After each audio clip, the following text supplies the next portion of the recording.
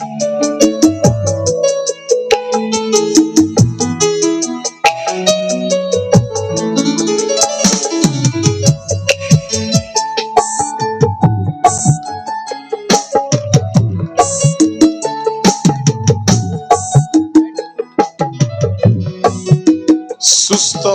परिवार एहार शीर्षक।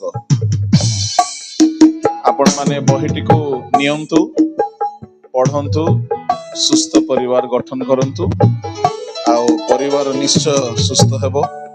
एहार किछि दाम थाई पारे, बेसी कम दाम अछि, आपण ताटू अधिक देकी नियंतु। Praise the Lord. मु प्रभु को धन्यवाद देवा चाहे प्रभु को दीदास पुस्तक को उन्मोचन करने साहाय्य कले गोटे कम्प्लीमेंटरी कॉपी भाव में उभय को गोटे गोटे देवाई चाहे प्रभु उभय को ए शुभ अवसर में मो व्यवहार कर प्रभु को धन्यवाद दिए।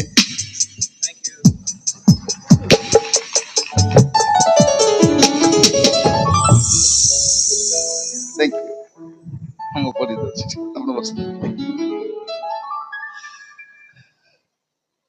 पुस्तक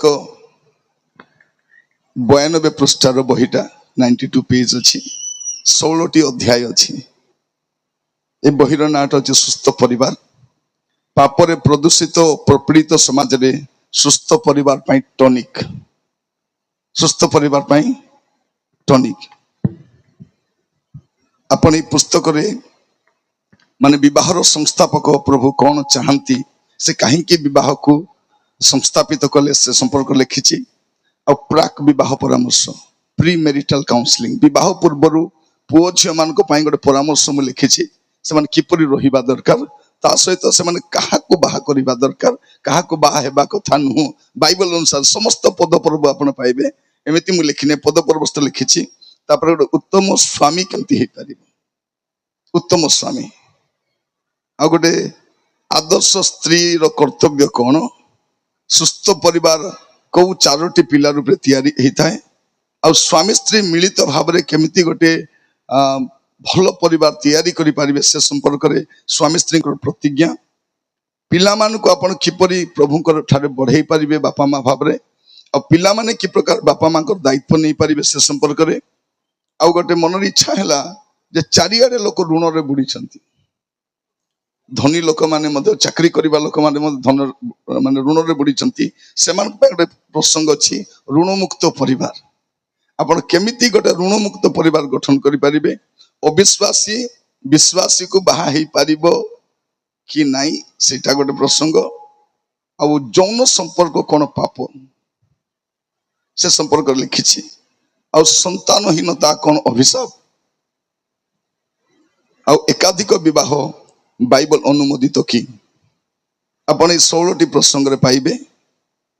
ए बहीर उद्देश्य कौन जे पापरे प्रदूषित और कलंकित भ्रष्ट जगत रे एक सुस्थ परिवार परिकल्पना एक दिवा स्वप्न अटे।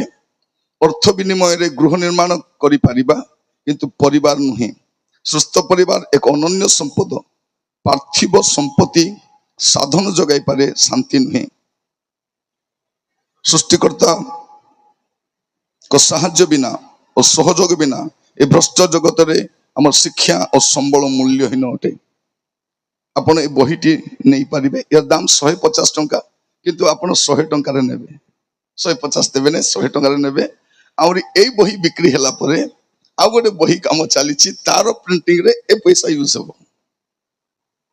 आ एठू जो पैसाटा मिलिबो आ टीएलटी परिवार प्रार्थना करंतु से पैसा रे गोटे नूतन सेवा कार्य गोटे ए प्रकार निर्माण कर प्रार्थना रही। क्या कही ना आज आपण मान कही विभिन्न स्थान रे ए प्रकार प्रोग्राम करूछ समस्या देखा जाउछि। मनर इच्छा अच्छी जे आमर निजर गोटे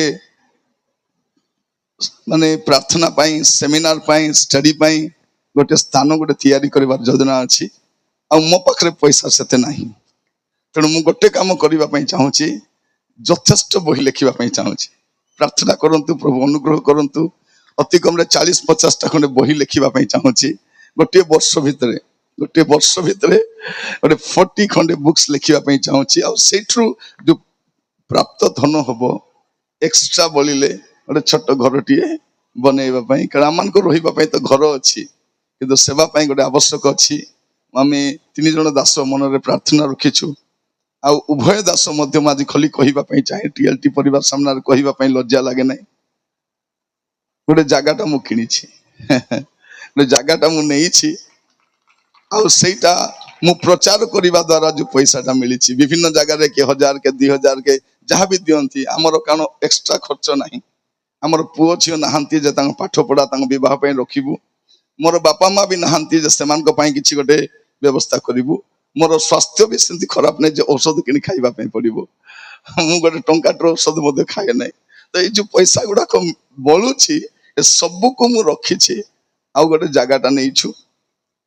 आ आगामी समय प्रभु जदि अनुग्रह करंती काहे कि आपण मन प्रार्थना रखंत आपण मन भाबिबे आज्ञा जागा गोटे बनाइबे तापरे भड़ा देबे तापरे बोले आपण मन रे गोटे प्रश्न आसीबारे प्रिय भाई बनी माने एटा बनाइबार उद्देश्य एटा नुहे जे हमर पुओ जी अछंती से माने खाई पी बंचे बोलवाटा हम पछरे केही नाहंती काली कि जदि हमें आखि बंद कलु कहार हमें जानी ना किंतु जीवा पूर्व सेवा पाई गोटे निर्माण करबा पे मन इच्छा अछि थोड़े जने भौणी को मु कहली भौणी मेंती योजना करूछे संगे संगे किछ पैसा पठेली सेटा अछि प्रथम पैसाटा मु से अकाउंट रे रखिछि से मोर अकाउंट नुहे सेवार अकाउंटटा आ एठो मध्य जा बिक्री ही आसीबो से सब पैसा सेवा पाई व्यवहार हम खाली आपन एनकरेज करबा पाई चाहे दया करी बहिटा किनि कि नेबे आ आपन निज पाई नियंतु नै किछि लोक पाई किनि कि नियंतु जेमान को आपन बुझाइले मते बुझु नांती तांको पाई नै गोटे गिफ्ट कर दियंतु बलका ए बही कथा हबो कारण मु प्रार्थना सहित ए पुस्तक लिखिछि